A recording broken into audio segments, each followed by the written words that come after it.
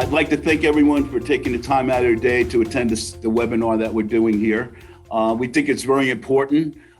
We believe you think it's important. That's why you're attending. So again, thank you. It's going to take about 45 minutes. We want to keep it kind of very short and succinct, but we want to make it specific enough so that you can learn something out of here. The whole concept of this webinar is to try to educate you to be able to look at it a little deeper maybe than you are now, but maybe a little differently than you are now. But one of the most important things is to create an action plan. I attend a lot of board meetings, a lot of conferences, and we see a lot of discussions going on about what the problems are. We see a lot of studies being paid for and done. And what we find is a lot of people are tired of paying for studies. They know the lakes are sick. They know there are problems. The solutions that they've been using have been Band-Aids because the lakes are getting any healthier. We're using a lot of chemicals that are doing much more damage than good, which John will get into a little later here. And so we're excited about the opportunity we have to be able to explain to you the science of what's going on in your lake. Our journey at EverBlue started more than 15 years ago when my own lake was so choked out with weeds, muck, and what I didn't know at the time, but toxic blue-green algae that me and my toddler daughter, when I put her in for her first swim in this lake cottage that we bought, couldn't even swim off our own property because the water was just so disgusting. And, you know, as president of the Lake Association at the time, I went out looking for alternatives. And quite frankly, I didn't find any natural alternatives to what we were currently doing, which was just dousing the lake with chemicals and hoping the lake got better. So, you know, that journey to find and implement alternatives has led us to EverBlue Lakes today. And what I'd like to do is take you through a very fast-paced, we're all short on time, so a very fast-paced overview and introduction to our perspective and also some details on how we are doing what we are doing with these natural strategies in lakes all over the country. So let's start out with our mission. And one thing that surprised me 15 years ago, and it still surprises me today, is that if you look out into the lake treatment world, you won't find, I don't think, another company that has the goal to make lakes healthier in their mission statement. They're there to treat lakes, they're there to treat problems, to make the homeowners feel better about what they're seeing in the lake, but their mission doesn't include making the lake healthier. Our mission is all about making lakes healthier using strategies that solve the underlying causes of the weed, muck, and algae problems, because what we find is that while it's not perfect for the most part, when you give a lake what it needs to stay healthy, the weed, muck, and algae problems that drive us all crazy as lake homeowners start to disappear naturally. So one caveat to that we should all keep in mind is that we try to be as fast as we can in turning around these lakes, but we're not about quick fix solutions. And we're not also about solutions that only solve the problem for people while not taking into account the other stakeholders of our lakes, which are the fish and the birds and the turtles and all the aquatic life that make a lake a great and important ecosystem for our communities and around the planet. So from this kind of humble beginning of trying to fix my own lake in Southwest Michigan, we've grown quite a bit. And so this is kind of a partial list of the projects that we've worked on over the last 10 years. And these are recreational lakes, and we're particularly proud of the fact that over the last 2 years, we have implemented what we believe is one of the largest, if not the largest, lake aeration system in the country in one of Vermont's impaired lakes, Lake Carmi in Vermont. We have also initiated a pilot on New Jersey's largest lake that's going very well, Lake Hopatcong, and we have quite literally in one season turned around one of Connecticut's biggest lakes, Lake Pocono in East Hampton, Connecticut. So what we do does work. It's not a miracle cure, but we've got a lot of successful projects and a lot of happy clients that are working with us today that started with us 5, 10, and some even more than 10 years ago that continue to use our methods and tools to keep their lakes healthy and solve these problems. Along the way, we have also worked with a number of drinking water reservoirs where our technologies are being used to actually clean the water before it comes into the water treatment plant, which ends up saving the treatment plant operators a lot of money, but more importantly, allows them to deliver a better quality and safer drinking water product to the residents of their communities. So we think we're on the right track. We certainly have a long way to go.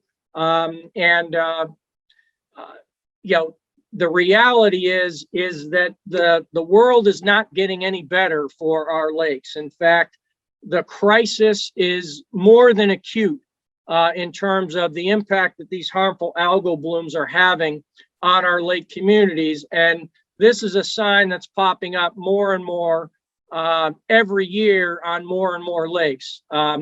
2019, multiple lakes in the Northeast, many lakes in the Northeast were closed for recreational activity, including Lake Hopatcong in New Jersey and multiple other lakes in New Jersey. And every day on my Google feed, I get news stories from around the world where lake communities are closing their lakes, warning people to keep their dogs out of the lake, their kids out of the lake. So this problem's not going away. And in fact, blue-green algae is stepping up its game with respect to its efforts to take over our lakes and turn our water into something that we all don't want. Our perspective is very clear, and that is the conventional approaches that have been used to stop harmful algal blooms are largely failing. Not always, but largely failing. And we've seen enough evidence and have enough experience to know that it's time for new thinking and a new approach. So before we take into that new approach that we favor, I'd like to take you through some of the facts and research that led us to this conclusion. So first, let's start with really the de facto approach for trying to treat lakes and get rid of algae in lakes, and that's chemical algaecides.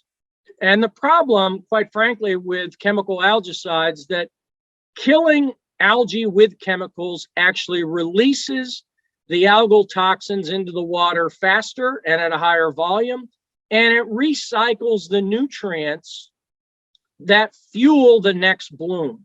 And that often can happen within days or even within weeks, or even within days of a chemical algaecide treatment. So you don't have to take our word for this. There's a lot of proof to back up this case, including multiple peer-reviewed articles. This one is from JARRA, and as we share these slides, if you want them, we can share these slides and you can have these links at the end of the presentation. The net of this article is that chemical algaecides, particularly copper-based algaecides, are bad for people. There is residual toxicity, not tremendous toxicity, but there is a risk associated with that toxicity for people.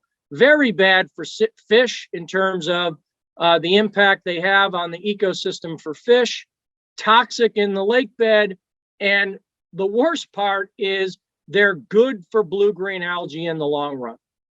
So chemical algaecides kill the blue-greens initially. They also kill a lot of the other beneficial biota that you want in the lake. And unfortunately, blue-green algae has evolved the mechanisms to bounce back faster than the good algae and the good microfauna that we actually want in our lakes. So by using chemical algaecides, you're actually guaranteeing that your lake is going to be a better environment for blue-green algae down the road than it is even today.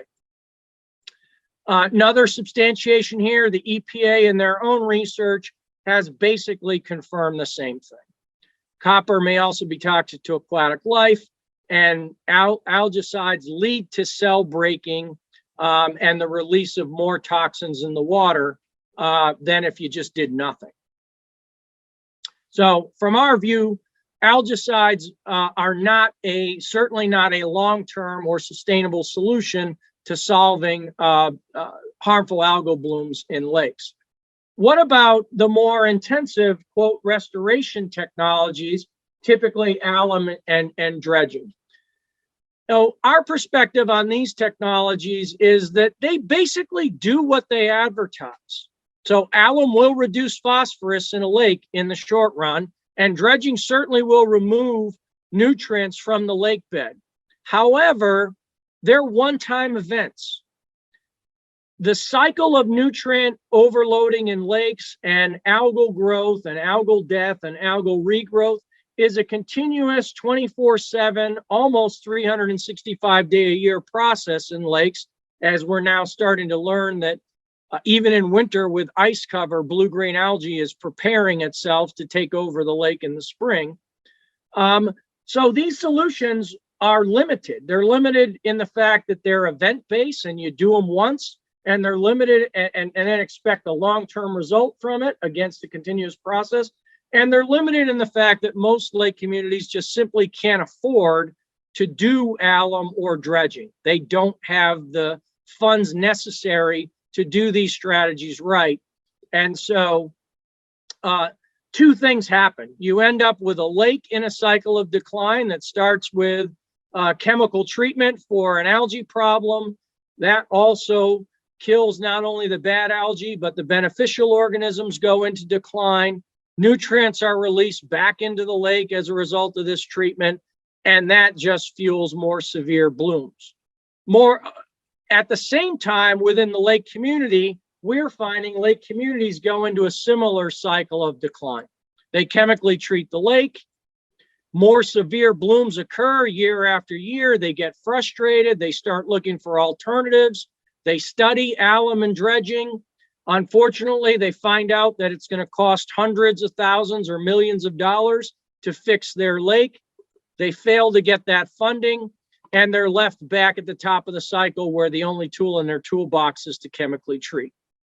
The other thing that's going on in this cycle of decline, which isn't a bad thing in and of itself, is we do see lake communities starting to talk about watershed management, which is good, but we're not seeing them able to follow through on actually implementing watershed management solutions that could help them break this cycle.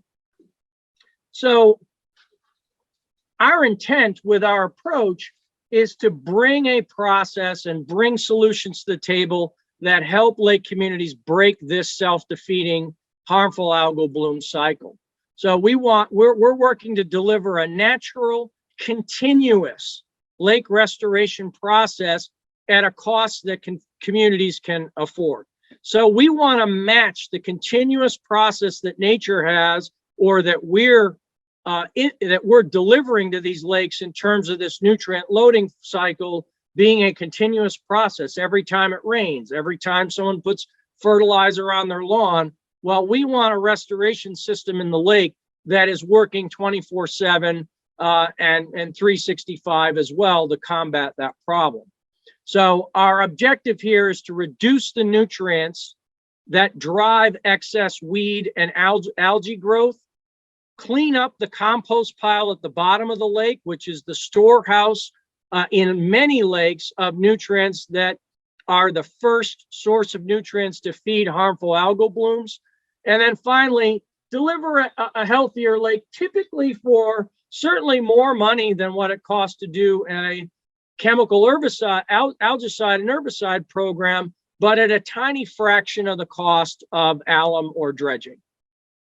That's our value proposition in essence. And of course, like any good science-based firm, we've developed an integrated model for how we do this that will take you through the sequence of the basic tools and strategies that we use. But what I want to emphasize here at the start is we have a little bit different perspective on the oxygen problem in lakes.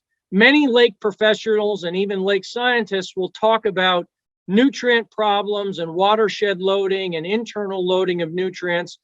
And they kind of brush aside the fact that almost all of these impaired lakes are severely oxygen deprived. In our world, oxygen deprivation, a lake without oxygen, is a lake that has a fundamental impairment that needs to be fixed and corrected.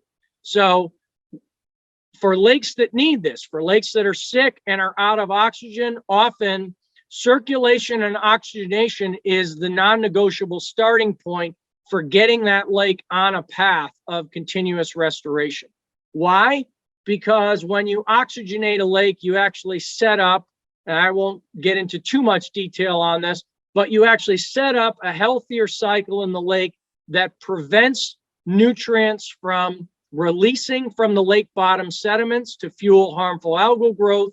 And actually over time, at least with the technologies we use, has been proven to eat up or biodegrade that compost pile of nutrients at the bottom of the lake that is one of the prime sources of lake impairment for both weed and algae growth.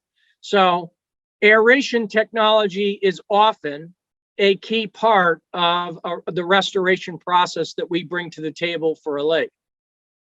The second key strategy is biological, we call biological acceleration. When nature has a mess, most of the time nature sends in bacteria to do the work of cleaning up that mess and decomposing that waste product into something different or something better for the environment.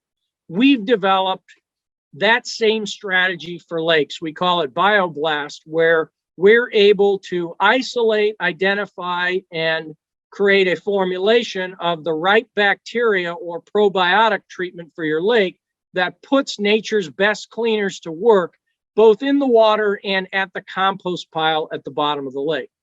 And then finally, what we have found is, as good as these first two tools are, for some lakes and many lakes that have a watershed loading problem as well as an internal loading problem, they're not enough. And our lake customers and lake communities need to start looking very seriously at nutrient filtration strategies that include what we call smart watershed management tools, or cleaning the water of the nutrients and sediment before it enters the lake.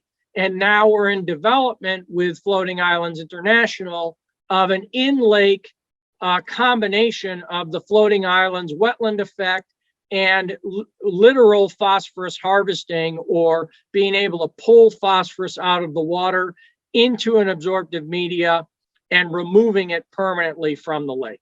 So we'll talk a little bit more in detail about this model and these three strategies, but we also find that models can be confusing and complicated, and many of our lake communities, you know, as you go back to communicate with your peers and folks in your communities, need to have a simpler way to think about lake restoration. So we've boiled it down to three things. There's only three things you need to know about lake management and really making a change in the way you think about lake restoration and lake management for your lake. Those three things are nutrient reduction, and nutrient reduction.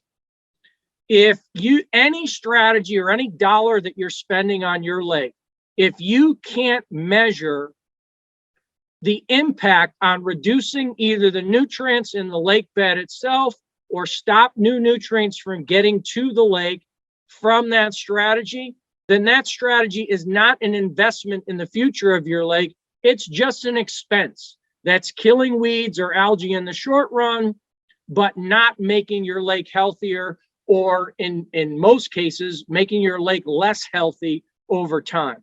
So the main message I would like everyone to take away from this webinar is every lake community needs to start thinking about nutrient reduction and building a strategy to get measurable results on reducing the nutrient budget for your lake. That means the nutrients in the water and at the sediment already, and stopping the new stuff from coming to the lake in the first place. So that's our perspective. to deliver on that perspective, we've developed four key tools that I've already referenced: Air Force Lake Aeration, Bioblast biological treatment, this toolbox of smart watershed management tools that are incredibly simple when you see them in a few slides. And we're now working on what we believe will be a breakthrough technology around phosphorus harvesting by leveraging some very interesting chemistry along with floating treatment wetlands. That's our toolbox as of today. The other thing that we bring to the table, because we operate almost exclusively on a performance-based contracting approach with our clients, we're always looking for the next better natural solution to get better results for our customers, because the better result we produce, the longer our customers stay with us and they keep the contracts in force. So we believe in putting our money where our mouth is. So we've tried to be a pioneer in the industry in a performance-based contracting approach that that makes us a partner in restoring your lake. So we have to perform in order to get fully paid for our work. So let's talk about aeration. Aeration, I think, is probably the least understood and most misunderstood tool in the lake and pond management business. And it's probably one of the most misused tools. This is our bread and butter, and what's different about our approach to aeration is, one, it's scalable for large lakes. Just because an aeration technology can be installed in a 1 acre or half acre backyard pond does not mean, and I can tell you this from experience, that technology is fit for use or will do the job in a 50, 100, 200, 500, 1,000 acre lake. We have equipment that's built for that job, and we've proven it over dozens of customers. The second thing about our aeration technology is that it's been proven independently to not only put oxygen in the water. That's easy. Even a fountain can do that. What's hard is actually delivering oxygen all the way to the lake bottom sediments so that you can stimulate the biological process that allows that compost at the bottom to be biodegraded and literally eaten up by nature's best cleaners. And finally, we've developed a technology, despite its scalability, that's aesthetically appropriate and extremely quiet for busy residential lake settings. This is an example of one of our units aerating a 500-acre lake in Connecticut, right on a recreational beach area.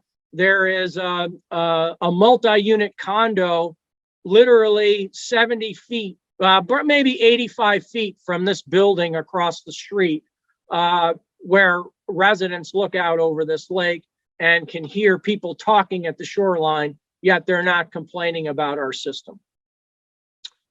What does scalability look like, if Zoom will allow?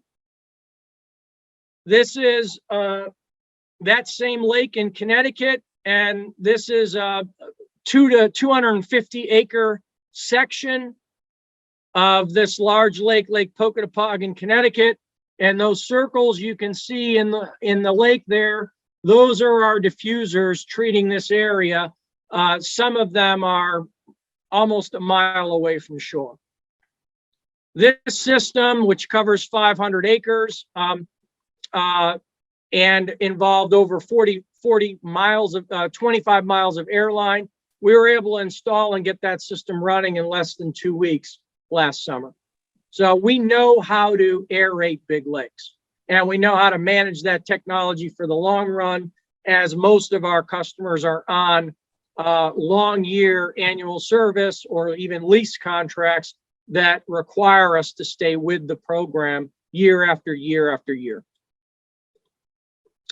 So Bioblast, everybody, you can go on the internet and find hundreds of products that are bacteria-based for cleaning up mostly ponds, but they also some advertise lakes. The concept is right. These are nature's best cleaners. We found in our work that the execution of the concept is not so easy, And specifically, it's very difficult to get a result if you're putting a few tens of pounds of a pre-manufactured powder or a few hundreds of gallons of a pre-manufactured liquid into a lake. So we've developed a different approach that, again, is scalable to large lakes, delivers orders of magnitude more beneficial treatment than off-the-shelf formulations.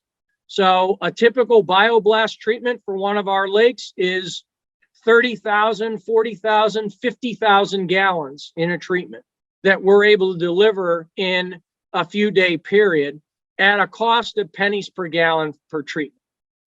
This is what Bioblast looks like. We actually mobilize and bring these portable, in most of the time, in water, flexible tanks to the lake, fill them up with your lake water, put our formulation in, brew out the bacteria in a time-based approach, starting overnight and then on this rebrew cycle.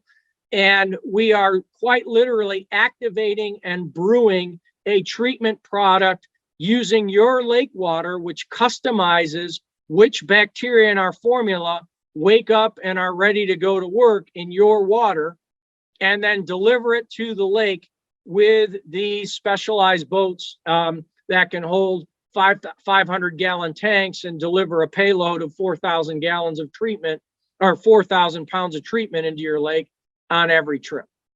So it's not the easiest way to treat a lake. And certainly if pouring 100 pounds of pre-manufactured powder worked as good, we would do that because we could make a lot more money just dumping 100 pounds of powder than spending 3 days putting 30,000, 40,000, 50,000 gallons of treatment in your lake. But because we're results-based and we're performance contract-based, we get paid only if we deliver a result. And unfortunately for us, this is the best way and virtually the only way that we have found to get a measurable result on large lakes with biological treatment. So that's why we do it. Third, smart watershed management. This is a very simple concept. It means clean the water as best you can before it hits the lake. What's different about our approach? Well, first, this does not replace the need for a comprehensive watershed management strategy. Every lake needs that. Every lake community needs to be looking at the bigger picture and changing the way we use land around the lakes. The problem is that that's very difficult and it's a very long-term challenge to make any headway and results on that broader watershed management challenge and strategy. So we've developed some tools for use in the meantime that focus on last mile, or really more accurately, last several hundred feet filtration solutions for small storm drains or moderate-sized storm drains and small inlets coming into the lake that are delivering these pollutants every time it rains.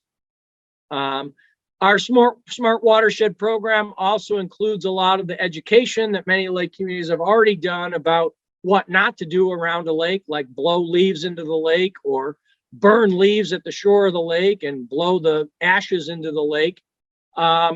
So it has that component too, but mostly what we're talking about in terms of actual implemented tools and techniques are these filtration strategies to clean the water from overland drains before it gets to the lake. And the idea is get some results on stopping these pollutants from hitting your lake while you're working on the larger scale watershed effort to really sustainably fix your lake and your lake community. So here's a couple of simple examples.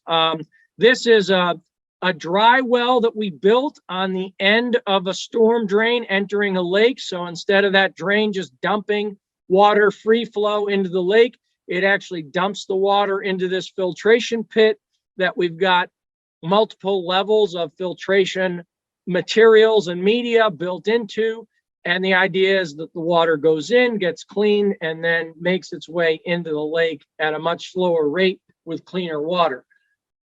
This is a more a temporary, but a more radical approach that we used on a lake where this is the first stage of quite literally using these filter sock technology to turn a straight flowing large storm drain into a small detention basin so that the pollutants could filter out at least to some degree before flowing through the filter and even over the filter during a large event. And the second stage of these projects is to, once we get some experience with a particular application and confirm that it's designed right, we then cover over these socks with riprap stone, large stone, so that it looks a little better and actually is, the stone actually holds it in place against larger storm events and creates a more permanent or durable filtration system. Simple stuff. And in fact, everything we know about what we call smart watershed management, we learn from the best engineers on the planet, which are the beaver. And in fact, if you're curious, there's a great book out there called Eager, which will, in a very fun read, teach you pretty much everything that we've learned over the last 15 years about how to be good small E engineers for watershed management around your lakes. So the book is called Eager. I believe the author's name is Ben Goldfarb. So finally, our last strategy, which, fair warning, is not ready for prime time. It's actually, we've been 2 years into testing of trying to develop a viable phosphorus harvesting, economically and logistically viable phosphorus harvesting technology for lakes.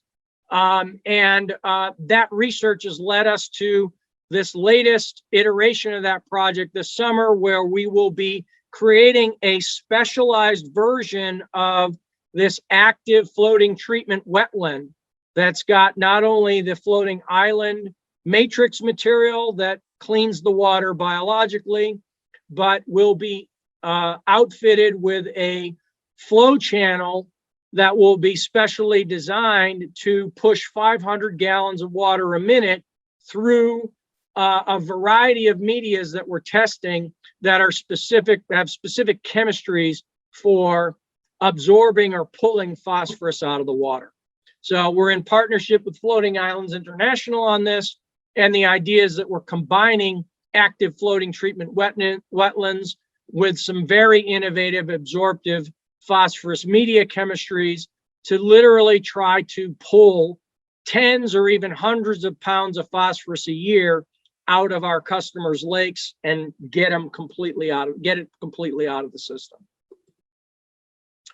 So we've got a lot of data. Most of our all of our lakes in Michigan have been independently evaluated and studied by a third party, highly qualified PhD-led limnology firm. We've got lots of data on the fact of how these technologies work, how well they work. We've got data on cases where they didn't work so well and why.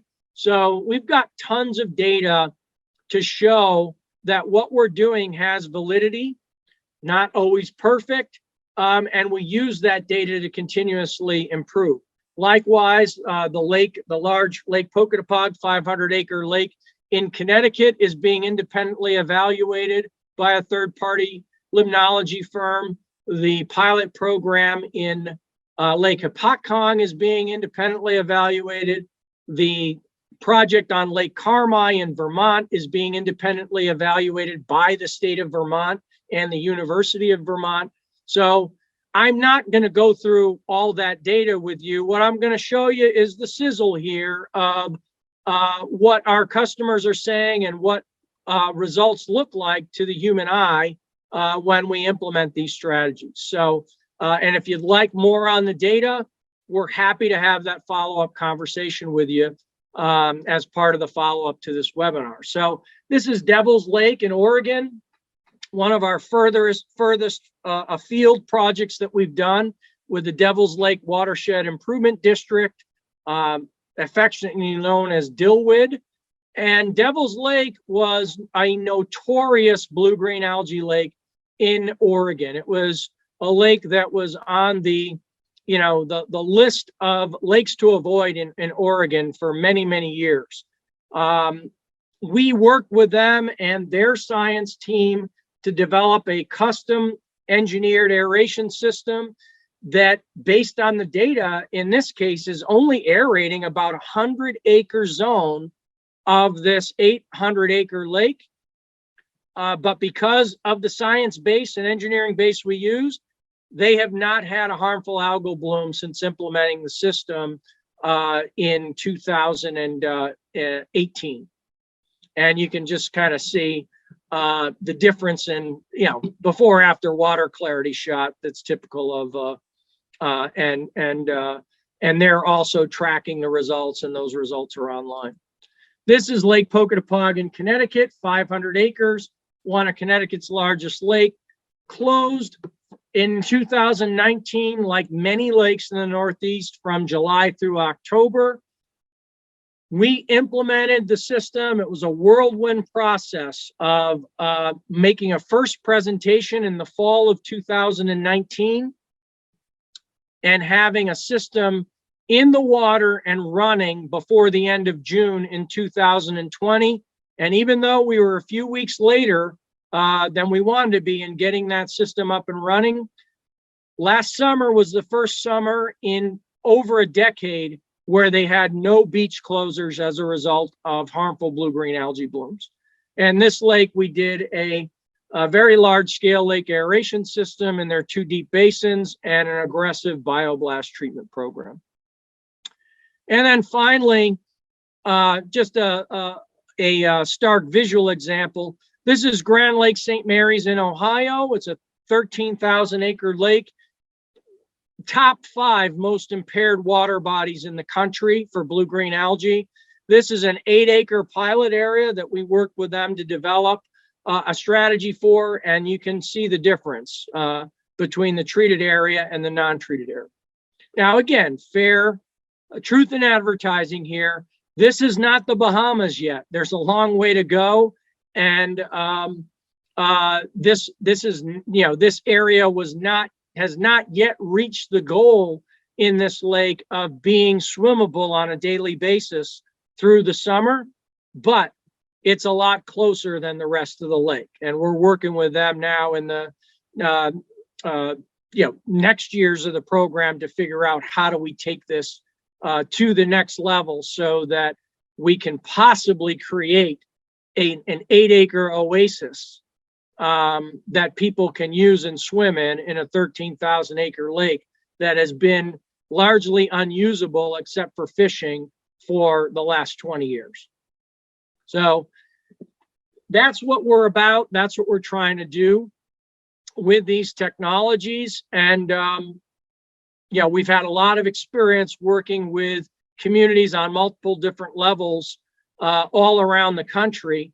And in addition to figuring out the technical side, we know that it also can be difficult to figure out how to pay for these systems. So we've done some work with that, and also have partnered with folks like John Puma, who you'll hear from now briefly, just about a unique financing approach that he and his team can bring to the table for communities looking for help in financing a restoration process. My name is John Puma. I'm from a company called MCore Credit. We're online. It's m-corecredit.com. We predominantly finance energy projects, but in fact, we're just an asset-based lender. And Rudy and John came to me with this. We do municipalities, which is one of our specialties. We also do commercial, but John Tucci asked me to speak to municipalities, and that's exactly what I'm going to do. What we have here is an unusual situation because a lot of asset-based lending is for products that you can repossess. You get a loan, the banks want to they only care that you pay them back.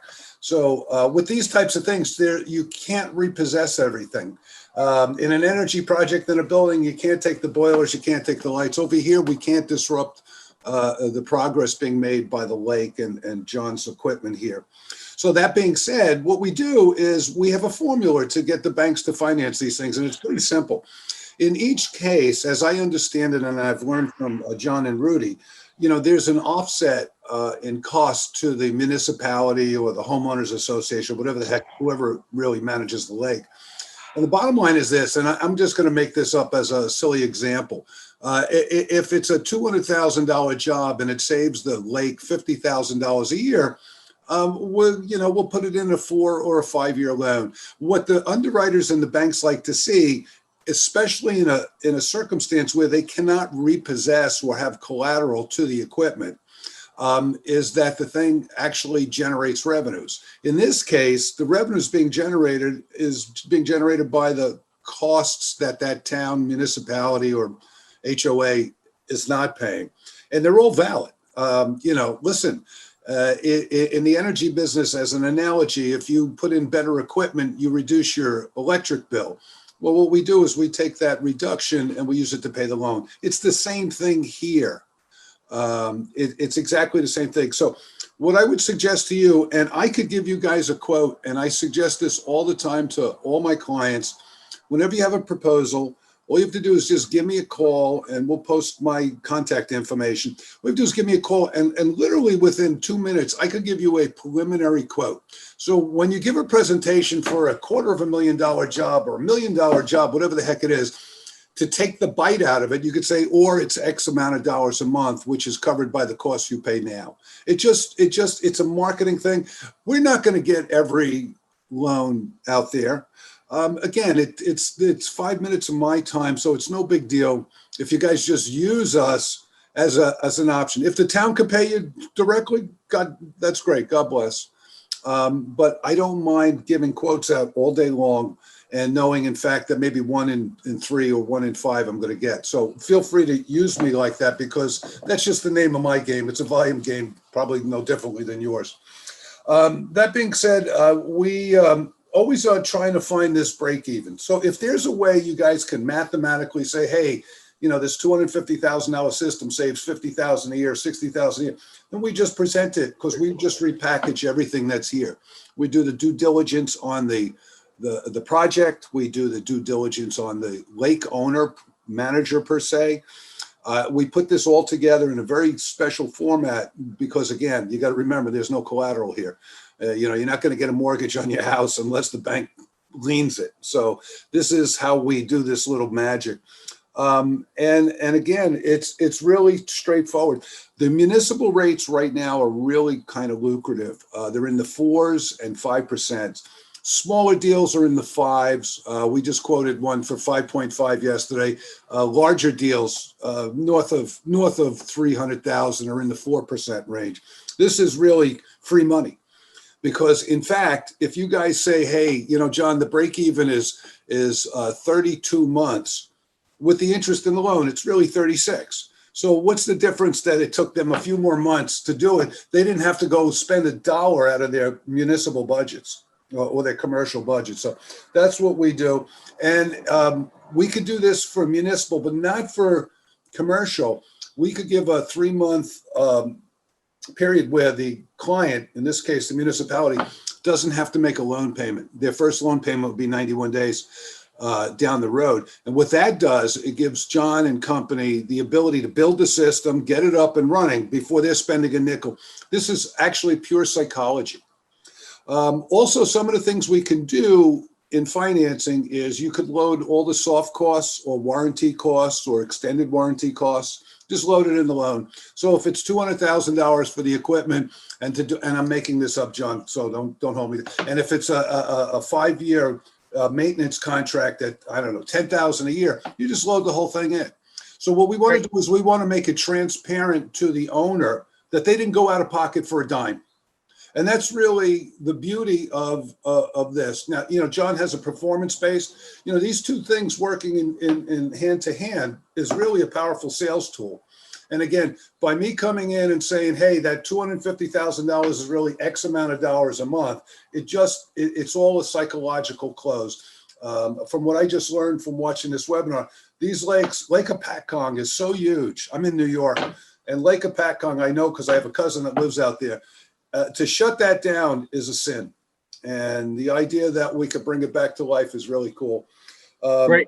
But other than that, if you want to copy my number, my name is John Puma, Puma, 917-885-6625. And again, and all I need from an email is a short project story, a synopsis, 3 sentences, 4 sentences, the cost, and a projected break even. It's just straightforward math.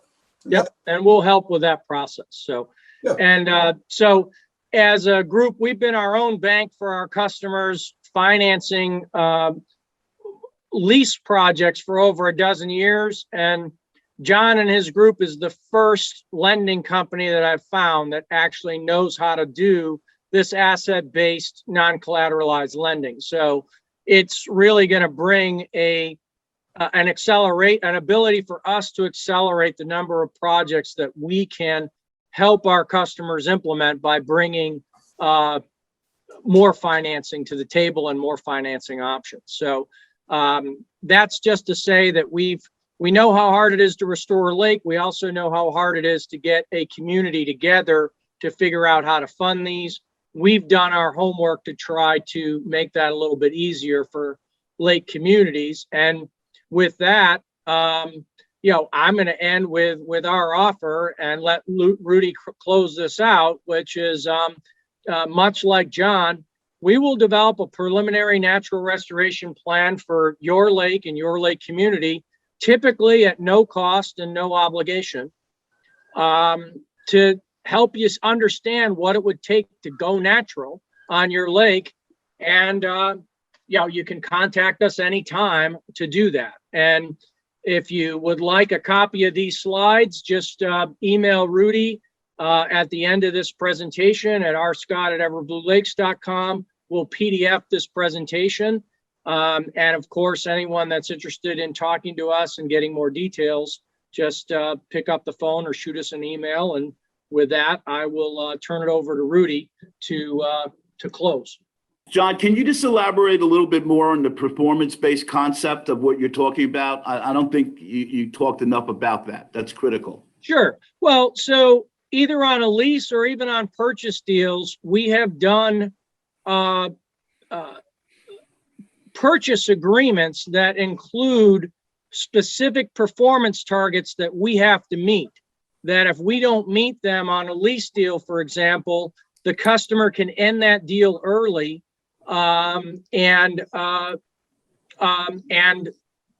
go on to something else. The other performance-based aspects that we put into that is if we're not, before it gets to that point, if we're not getting the results we all expect, we will often agree to do additional bioblast treatment or add additional aeration to the lake if needed at no additional cost to the customer on our nickel because we're not meeting the agreed upon performance targets. On purchase systems, we've even done projects where we spread the cost of a purchase system over 3 years and literally will buy back the equipment if we're not performing in the 2-year performance period of the contract. So we try to get creative. We're not saying that if you work with us and you don't get results within the first month, you all your money comes, you get all your money back and you don't owe us anything. But we do take a shared risk in terms of either putting some of our fees at risk or putting additional treatment or additional aeration into the mix at our cost versus yours so that we own the results just like you do. Thank you. Thank you, John. All right. So thank everyone for coming and attending. And we hope you learned something. And again, as John Puma said, every time I watch John Tucci or talk to him, I learn a little more. One thing he's kind of convinced me of, this isn't a plug and play system. He's convinced me this is really a service business and every lake's different and has to be attacked as such. As he explained to me, if you have a big rain incident, you better be at that lake in a day or so. Otherwise, you're damaging the lake for the rest of the year. So one of the things I'd like to say, thank you, John, for taking the time and knowledge yourself to not only learn all of this, but to be a bulldog in this whole business to try to make a change. And when I say make a change, I've been in a lot of meetings and a lot of conferences and seminars, And I see people in this industry constantly making the same mistake over and over. They're using chemicals, they're killing their weeds, their algae, but next year they have a worse sediment problem. And obviously they're all learning that the algae problem's not going away. It's just getting exasperated. And again, with all the rain we're getting this spring and the heat we probably get this summer, most of you are going to have incidences again this year. So what I'm suggesting and what my role here is to try to stop some of the insanity of making the same mistakes over and over. You guys are hiring these consultants, which are costing you 100, 150 grand a year between your budgets of managing the lakes and putting chemicals in, which are nothing more than Band-Aids. And you're all learning that because I haven't been to a lake yet that has a real active plan that feels happy about what's going on. So all I'm asking you to do is work with us, and we have a very simple plan. The first thing we want to do is understand your lake. We want to see your studies. We want to understand your budgets. We want to understand your goals, when you were shut down, how, why, all of this information so that John can look at this and really come up with a creative, comprehensive, long-term solution. That's what you're looking for. If you're going to spend 100 grand a year, isn't that better to pay a solution that would have a 4 or 5 year plan that your lakes are clean and you're working in the right direction? Stop putting chemicals in the lakes. It doesn't work. It's killing everything. It's killing the ecosystem, but it does make your water cleaner. One of the things I learned at a big conference upstate New York 2 years ago, where there were about 500 people there and a couple hundred people in a room, and I'm complaining about alum and copper sulfate and asking, why are we using carcinogenic concepts when there are other solutions, right? And the answer was people want clear water.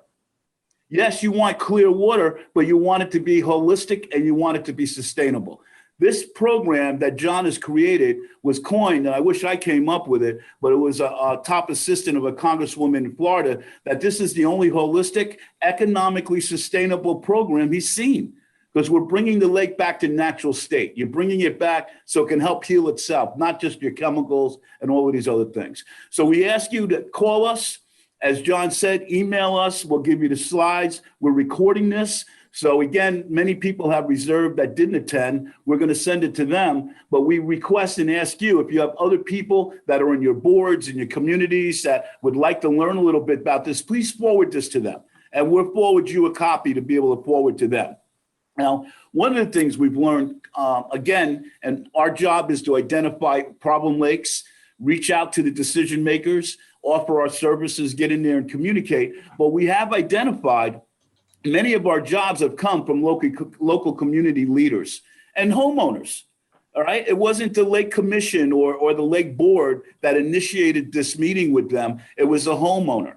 Right. It was a local concerned citizen at a marina, a store that was being affected. So whoever you are that are watching this, you can become that local hometown hero.